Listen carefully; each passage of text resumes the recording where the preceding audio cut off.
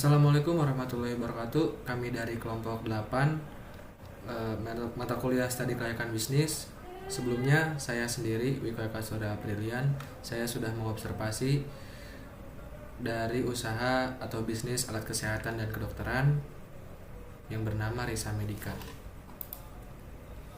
Risa Medica yang bertepatan di Jalan Raya Rengas Dengklok, Kabupaten Karawang. Dari aspek hukum terdiri dari identitas perusahaan. Nama usahanya itu adalah Risa Medica, jenis usahanya adalah perdagangan, dan Risa Medica ini menjual alat kesehatan dan kedokteran, dan lokasinya di Jalan Raya Rengas Dengklok, Kabupaten Karawang. Yang kedua ada aspek legalitas. Dalam bentuk perusahaannya, Risa Medica termasuk dalam bentuk usaha perorangan, dan juga Risa Medica sudah memiliki surat izin mulai dari izin usaha, izin lokasi, izin perusahaan, dan nomor wajib pajak tentunya. Yang ketiga, aspek manajemen. Aspek manajemen yang terdiri dari pemilik, direktur, manajemen keuangan, manajemen pemasaran, seluruhnya diatur oleh dua orang, yaitu suami dan istri, yaitu Bapak Aris Budianto dan Ibu Sakina Oktaviani. Dan yang keempat ada uraian kerja. Seluruh kegiatan usahanya dikerjakan bersama suami dan istri, mulai dari mengatur keuangan, mengatur pemasaran, penyetokan barang, dan sebagainya, seluruhnya dikerjakan bersama-sama. Aspek pemasaran yang diterapkan oleh Risa Medica. Pasar sasarannya yaitu yang dituju oleh usaha alat kesehatan dan kedokteran ini, seluruh orang itu termasuk sebuah sasaran bagi Risa Medica. Tetapi kalau misalkan ada orang yang mencurigakan, itu sedikit atau bisa menjadi suatu hambatan untuk Risa Medica untuk tidak memberikan barangnya, karena takutnya disalahgunakan dan takutnya takutnya disalahgunakan, pokoknya seperti itu. Yang kedua, segmentasi pasar yang dibagi menjadi 4 bagian: geografi, demografi, psikologis, dan perilaku. Yang pertama, geografi. Target konsumen yang dipilih adalah lebih ke tersedianya penjual alat kesehatan di Rengas Dengklok itu belum ada. Jadi Risa Medica jadi salah satu yang menjual alat kesehatan dan kedokteran yang ada di Rengas Dengklok. Soalnya Rengas Dengklok itu diliputi juga oleh rumah sakit, puskesmas, klinik, dan juga praktek-praktek bidan dan mantri dan sebagainya. Yang kedua itu demografi. Produk alat kesehatan yang dibutuhkan dan digunakan dengan tepat ini dapat dibeli oleh siapapun dari umur 20 sampai 60 tahun, itu bisa semua agama, semua ras, semua suku, semua profesi bisa. Tetapi yang lebih diutamakan yaitu ya nakes dan perawat bukannya anak-anak kesehatan yang berprofesi sebagai nakes seperti kedokteran dan sebagainya. Yang ketiga, psikologis. Risa Medica ini menjual produk yang disesuaikan dengan keperluan dan kegunaan konsumen. Jadi apabila konsumen emang menginginkan suatu produk dan udah tahu kegunaannya, pasti oleh Risa Medica disediakan dan diberikan. Dan kedua adalah perilaku. Sesuai dengan perilaku masyarakat yang keinginannya terus berubah-ubah dan mengikuti zaman, jadi Risa Medica juga selalu update tentang barang-barang yang diutamakan dan kegunaannya juga. Seperti contohnya misalkan alat tensi yang dulunya manual, sekarang sudah ada yang otomatis. Yang ketiga adalah potensi pasar. Potensi pasar dalam upaya peningkatannya, Risa Medica ini dilakukan tidak hanya membuka pasar offline atau bisa dibilang dari orang konsumen langsung ke toko, dan juga memperluas potensi pasarnya dengan cara membuka di marketplace, menjual barangnya secara online. Itu menjadi suatu potensi pasar yang digunakan oleh Risa Medica. Yang keempat adalah posisi pasar. Posisi pasar dari Risa Medica ini bisa dibilang sangat bagus karena terletak di jalan raya besar, jalan raya aktif, juga penghubung antara Rengas Dengklok dan Karawang Kota, menjadikan nilai tambah dan kebaikan bagi usahanya. Yang kelima, adanya pesaing ya. Di dalam suatu bisnis pasti adanya pesaing, tetapi ya harus dengan wajar, tidak licik dan sebagainya. Jadi menarik konsumen dengan cara pelayanan, kualitas barang, dan juga harga yang sangat disesuaikan. Itu akan menjadikan loyalitas dari konsumen kepada usaha Risa Medica tersebut apabila memang ada pesaing di luar sana. Yang ketiga, strategi bauran pemasaran yang ada seperti produk, lokasi, harga, dan promosi. Untuk produknya, Risa Medica ini menyediakan barang yang sudah jadi. Jadi Risa Medica membeli barang dari supplier dan menjualnya kembali. Ada juga yang langsung berbelanja langsung ke pusat lalu dijual kembali.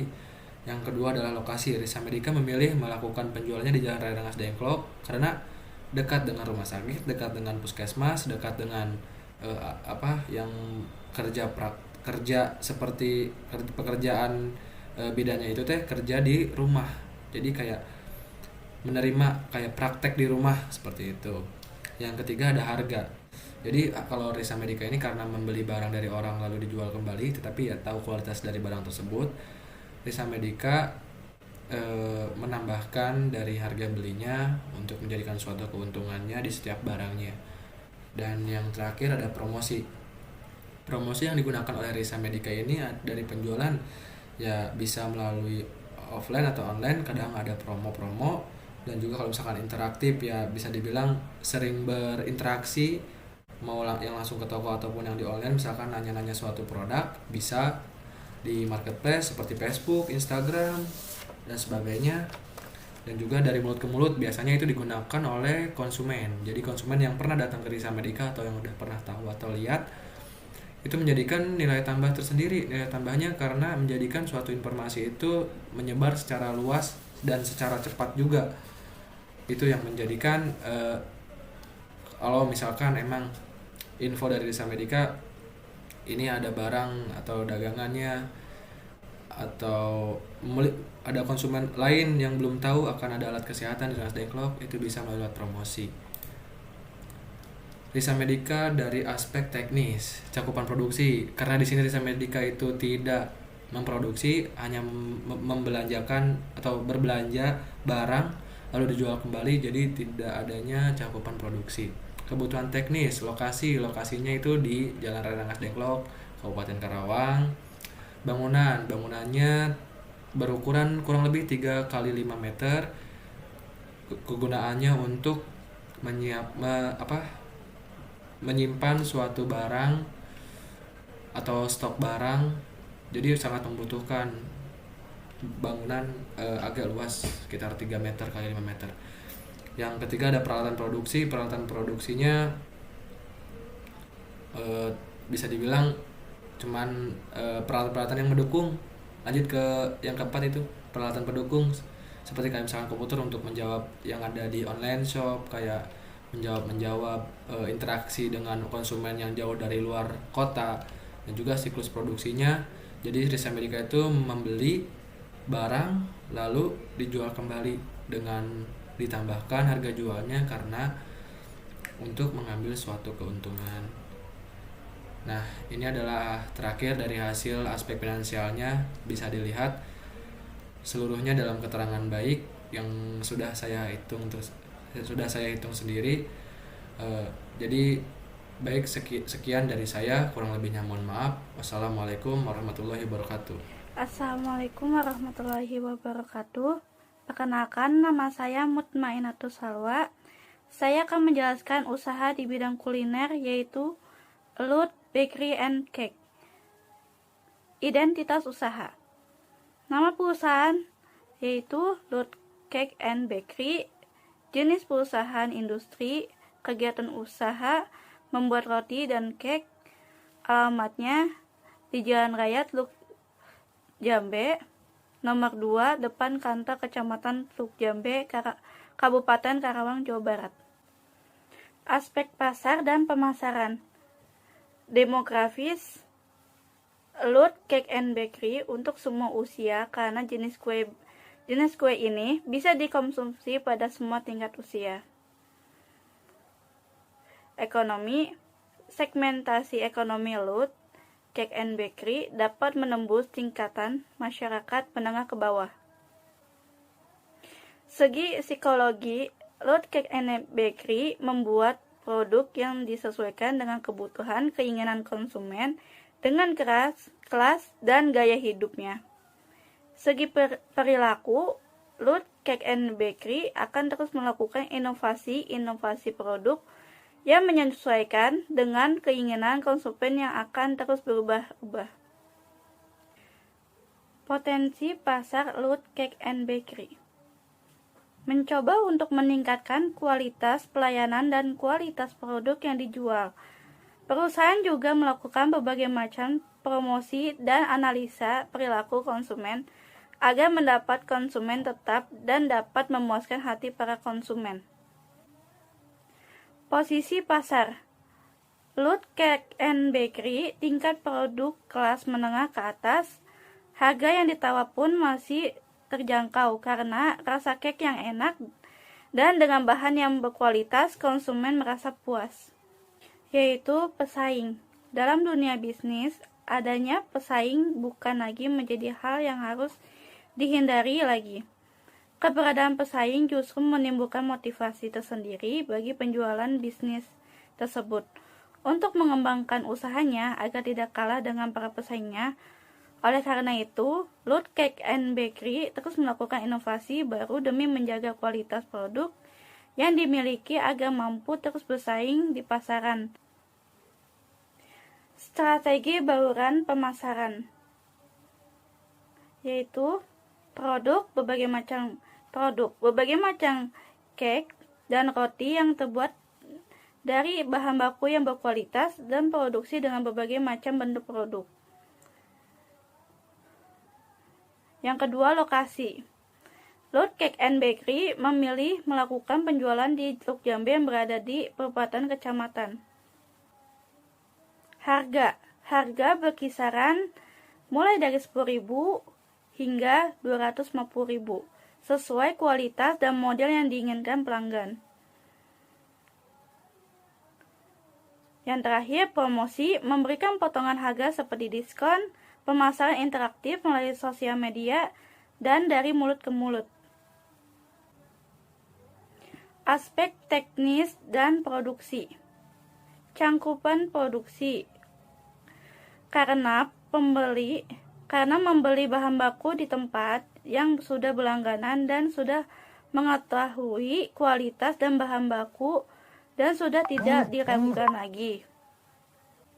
Selain pemilihan bahan baku yang berkualitas, hal ini yang harus diperhatikan adalah cara mengolah dan membuat cake and bakery itu sendiri, dari memulai mencampurkan adonan sampai dengan membentuk berbagai macam roti dan cake, hingga hiasan dan perpaduan topping serta hiasan yang membuat menarik pelanggan. Untuk membuat roti dan cake tersebut, maka dari itu dipilihlah orang-orang yang berpengalaman di bidangnya untuk menghindari produk yang gagal. Kebutuhan teknis.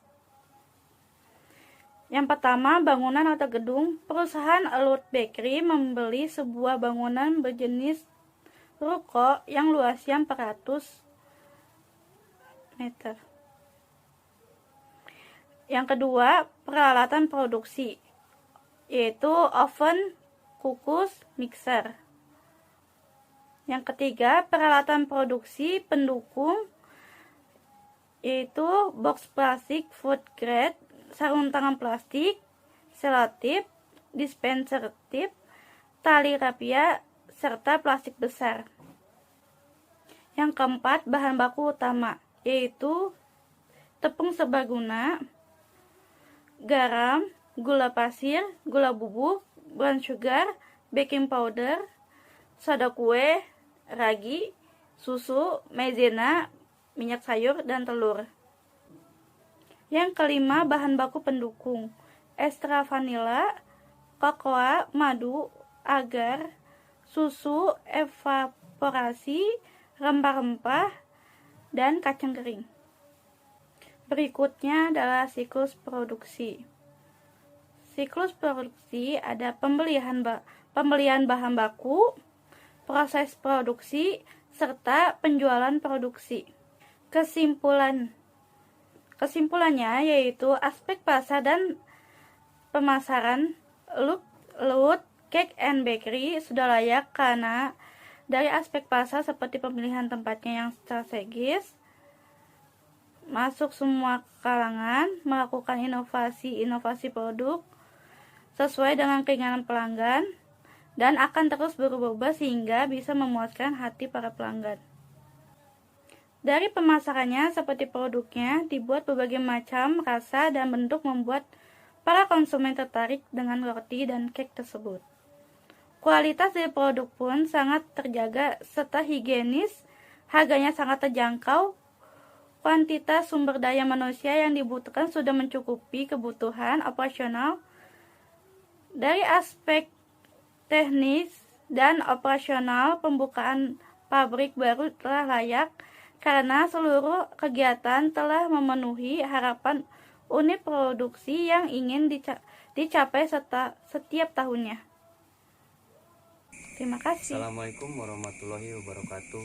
Perkenalkan, nama saya Ahmad Subhandriadi dari MN 19A Universitas Buana Perjuangan Karawang.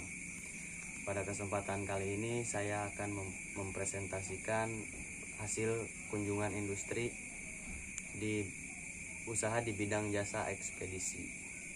Yang pertama yaitu saya mengunjungi PT Cakrawala Nusa Indah. Ini kita bacakan di sini identitas perusahaan.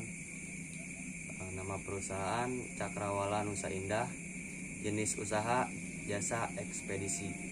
Kegiatan usaha menerima jasa pengiriman barang. Alamat di Ruko Arkadia Blok A23 Kelurahan Sukaharja, Kecamatan Teluk Jambe Timur, Kabupaten Karawang. Kemudian ada aspek pasar dan pemasaran. Aspek pasar dan pemasaran PT Cakrawala Nusa Indah. Segmentasi pasar yang pertama itu segi geografi. Target konsumen yang diraih adalah perusahaan-perusahaan yang ada di wilayah Kabupaten Karawang. Kemudian ada segi demografi. Jasa yang ditawarkan oleh perusahaan ini juga dapat berupa jasa angkut barang rumah tangga yang hendak berpindah tempat tinggal. Kemudian yang ketiga, segi psikologis. PT Cakrawala Nusa Indah menjamin pengiriman dalam kondisi baik dan aman sampai tujuan sehingga membuat konsumen percaya dengan jasa pengiriman ini. Yang keempat itu segi perilaku. Sesuai dengan kebutuhan masyarakat, jasa pengiriman ini menawarkan tarif yang kompetitif. Kemudian selanjutnya itu potensi pasar. Perusahaan jasa ini mencoba untuk meningkatkan kualitas pelayanan dan kualitas pengiriman yang baik. Perusahaan juga melakukan berbagai macam promosi dan analisa perilaku konsumen agar mendapatkan konsumen tetap dan dapat memuaskan konsumennya. Kemudian ada posisi pasar. Perusahaan jasa ini memiliki posisi kantor yang berada di pusat kota Karawang, yaitu di Galumas, sehingga memudahkan para pencari jasa pengiriman. Adapun di sini pesaing. Dalam dunia bisnis, adanya pesaing bukan lagi menjadi hal yang harus dihindari lagi. Keberadaan pesaing justru menimbulkan motivasi tersendiri bagi penjalan bisnis tersebut untuk mengembangkan usahanya agar tidak kalah dengan para pesaingnya. Oleh karena itu, PT Cakrawala Nusa Indah terus melakukan promosi melalui berbagai media dan menambah armada demi kelancaran pengirimannya. Strategi bauran pemasaran. Di sini ada strategi bauran pemasaran dari PT Cakrawala Nusa Indah. Yang pertama itu produk. PT Cakrawala Nusa Indah menawarkan jasa pengiriman dengan berbagai macam jenis unit yang dapat menyesuaikan kebutuhan kliennya dengan harga yang telah ditentukan. Antar kota yaitu sebesar 5 juta, antar pulau sebesar kurang lebih 7 juta. Kemudian ada nomor 2 itu lokasi. PT Cakrawala Nusa Indah memilih melakukan penawaran jasa pengiriman di kawasan-kawasan yang ada di Jawa Barat, terutama di Kabupaten Karawang. Yang ketiga itu ada promosi. PT Cakrawala Nusa Indah mempunyai banyak relasi sehingga memudahkan mendapat klien dan berbagai upaya promosi melalui media sosial. Kemudian di sini ada aspek teknis. Aspek teknis, PT Cakrawala Nusa Indah memiliki unit armada yang baik, serta sebelum melakukan pengiriman dilakukan pengecekan fisik kendaraan, sehingga dalam perjalanan pengiriman semua dalam kondisi baik, aman dan selamat sampai tujuan. Ada bangunan atau gedung ya. PT Cakrawala Nusa Indah membeli sebuah bangunan berjenis ruko yang luasnya kurang lebih 300 meter kubik, tepatnya di Ruko Arkadia, Blok A23, Kelurahan Sukaharja, Kecamatan Teluk Jambe Timur, Kabupaten Karawang. Kemudian nomor 2 itu ada peralatan yang digunakan. Peralatan yang digunakan di kantor PT Cakrawala Nusa Indah itu ada komputer, monitor map, tentu ada mobil, meja dan kursi, dan alat perbengkelan, ada juga ATK ya, alat tulis kantor. Kemudian ada alur pemesanan armada. Jika ada yang ingin klien ingin dapat menggunakan jasa PT Cakrawala Nusa Indah itu di sini bisa dilihat alurnya. Klien menghubungi perusahaan melalui kontak yang tertera di websitenya. Kemudian perusahaan dan klien bertemu untuk menentukan jenis armada yang dibutuhkan klien.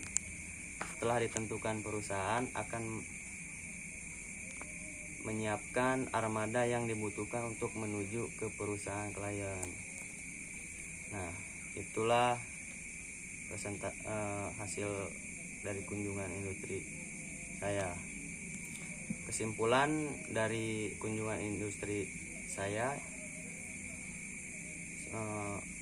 setelah dilakukan uji analis data PT Cakrawala Nusa Indah, sudah termasuk dalam kategori perusahaan yang layak untuk dijalankan berdasarkan dari 4 aspek.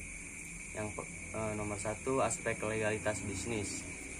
PT Cakrawala Nusa Indah sudah memiliki legalitas sebagai perusahaan yang layak dijalankan atau sudah mendapatkan izin dari pemerintahan. Yang kedua, aspek pasar dan pemasaran.